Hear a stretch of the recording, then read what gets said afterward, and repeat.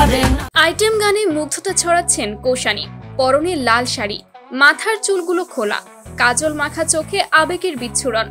গ্রামীণ মেলায় নৃত্যশিল্পীর সঙ্গে কোমর দুলাচ্ছেন অভিনেত্রী কৌশানী মুখার্জি। ডাকাতিয়া বাঁশি শিরোনামের একটা গানে এমনই দৃশ্যে দেখা যায় এই অভিনেত্রীকে। সম্প্রতি ইউটিউবে মুক্তি পেয়েছে গানটি। এই গানে কণ্ঠ দিয়েছেন শ্রেষ্ঠা দাস, ননী চোরা দাস বাউল এবং বনি চক্রবর্তী। এটি মূলত বহুরূপী সিনেমার আইটেম গান। প্রথমবারের মতো কোনো আইটেম গানে পারফর্ম করলেন কৌশানী।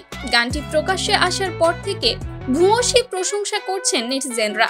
অনিত্য বোস এবং ননী চোরা দাস বাউল রচিত এই গানের কিছু কথা ভীষণ মনে ধরেছে তাদের। চঞ্চল এই কথার সঙ্গে কৌশানীর অভিব্যক্তি, নাচ ভক্ত অনুরাগীদের মনে মুগ্ধতা ছড়াচ্ছে।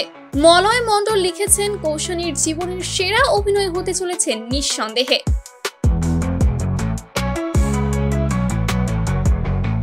জিৎ লিখেছেন, কৌশানীদি পুরো ফাটিয়ে দিয়েছে। শিমুল কর্মকার লিখেছেন, কৌশানীদিকে দারুণ গ্ল্যামারাস লাগছে।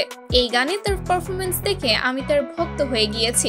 এমন অসংখ্য মন্তব্য শোভা পাচ্ছে নেট দুনিয়ায়। প্রস্তুতির জন্য খুব অল্প সময় পেয়েছিলেন কৌশানী। এ বিষয়ে ভারতীয় একটি গণমাধ্যমকে তিনি বলেন, আমি আগে জানতাম না নাচটা করতে হবে। মাত্র সপ্তাহ খানেক সময় পেয়েছিলাম। শুটিং এর ফাঁকে গোটা নাচটা তুলেছি, আর শুটিংটা করতে সময় লেগেছিল 8 ঘন্টা।